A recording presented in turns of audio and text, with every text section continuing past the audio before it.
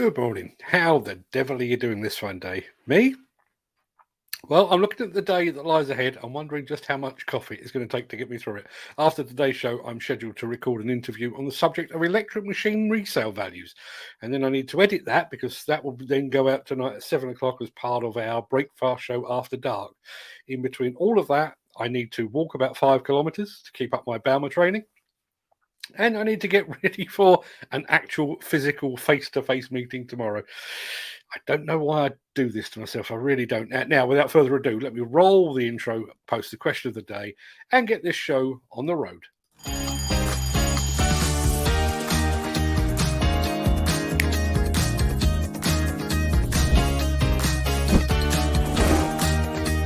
Welcome to the Breakfast Show. I'm your host, Mark Anthony.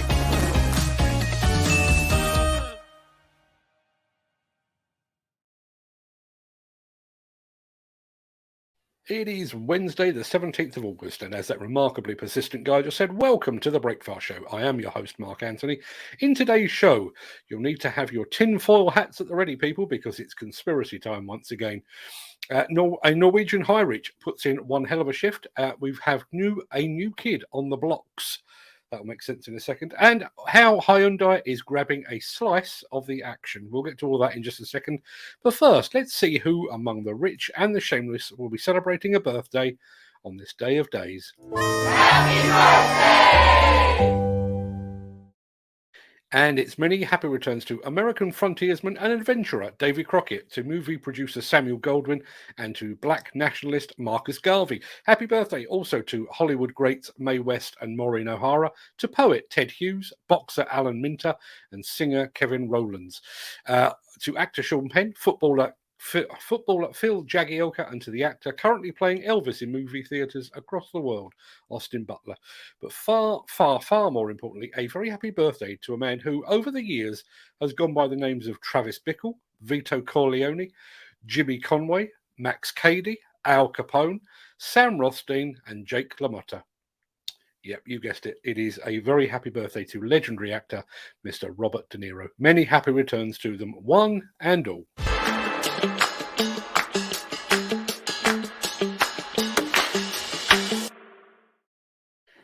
Is what I'm about to tell you news, scandal, gossip, or a misunderstanding? I'll leave you to decide.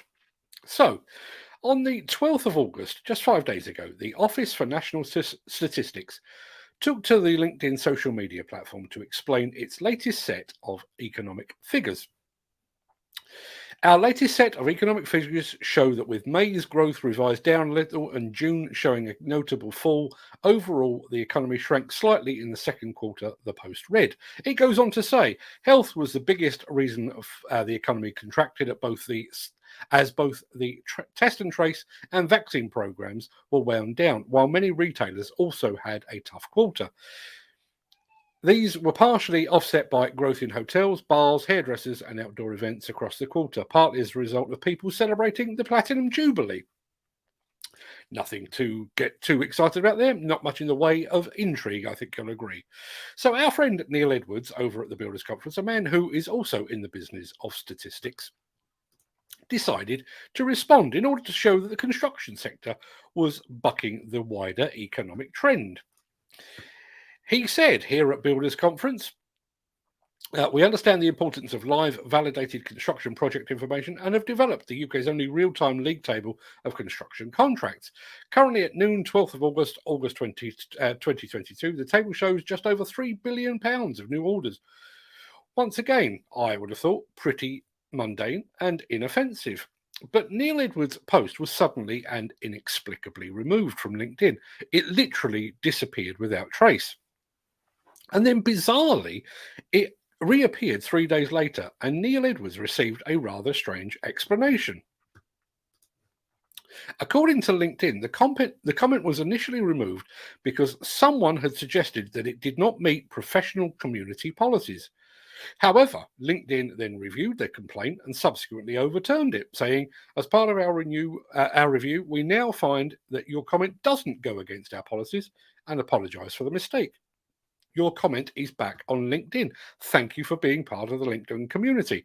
So first of all, I guess, hats off to the fine folks at LinkedIn, without whom I probably wouldn't be able to do a great deal of what I do. Hats off to them for not taking the initial complaint at face value and for reinstating the comment after it had been reviewed. But there are so many questions left unanswered by this seemingly innocuous bit of online discourse. Who complained when Neil Edwards suggested that construction was actually doing remarkably well in the face of widespread economic pressures? Who stands to gain from blocking validated and real-time data? Is our free speech being compromised by the government and its outlets to obscure facts that don't necessarily match their own narrative? Or have I just read far too many spy novels and as a result I now see conspiracy theories where there are none? Love to get your thoughts. The Miller GT series heralds a new era of unrivaled power and cutting-edge intelligent coupler technology, increasing job site safety, machine versatility, and productivity. It's the added versatility that you need at the value you can afford. To find out more, visit millergroundbreaking.com. Just going to pause very quickly to say good morning, Henry. How are you, mate? Hope you're all fit and well and keep up your love of all things digger related. Great to see you back in the frame. Right, strap in, people, because we are off to the Norwegian city of Bergen, in the company of the mighty AF Decom.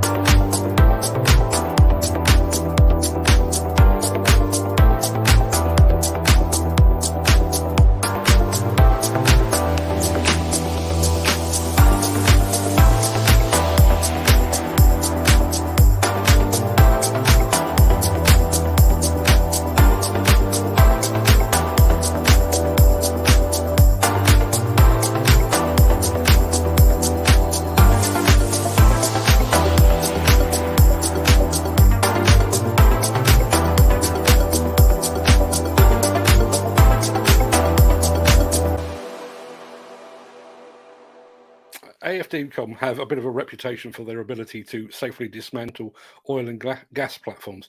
I think you've just seen they can also do regular demolition as well. Great film, great machine, and above all, a great company.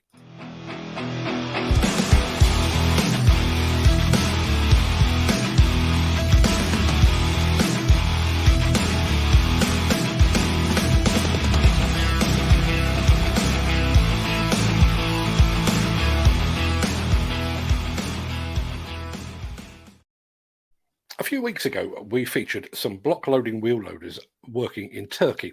That film proved extremely popular, so much so that I've been scouring the interwebs to bring you something very similar. And after searching in vain for what felt like an age, I finally found precisely what I was looking for.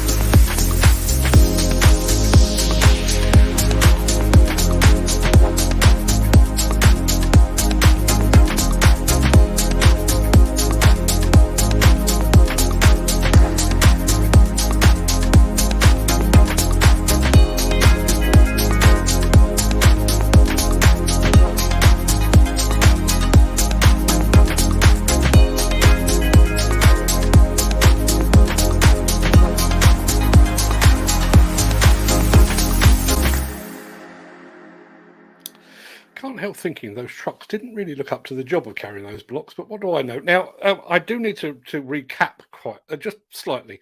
I've had a comment from our friend Julie Banks, Farmer Julie, up in the wilds of the northeast.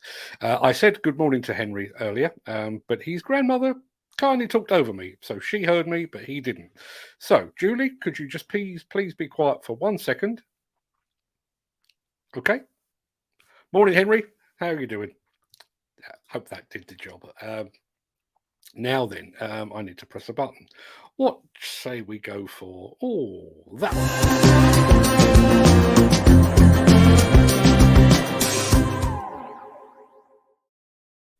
Now then, demolition contractors within easy reach of Glasgow, lend me your ears because this one is for you.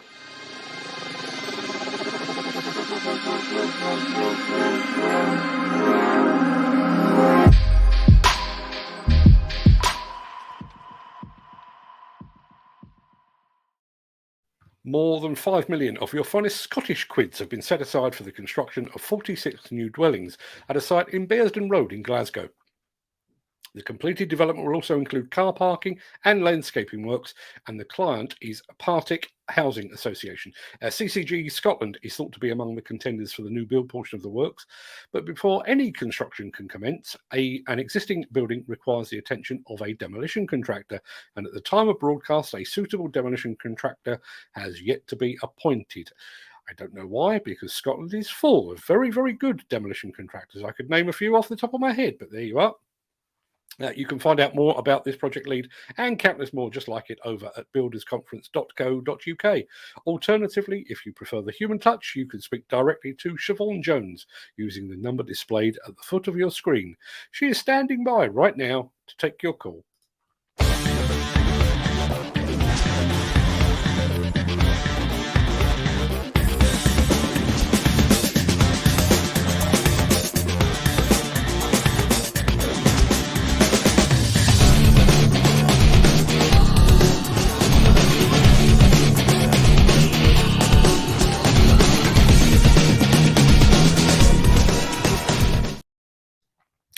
Now, those of you that watch this show with any regularity will know that it was recently the birthday of our regular viewer and contributor, Mr. Kenneth Hatcher, just a few days ago. You'll know he has a fixation upon excavator sprocket positioning, and you might also know that Ken loves him a pizza. Well, our final clip of the day brings together two of Ken's key passions. And so, as a belated birthday gift to him, here is how you make pizza using construction equipment.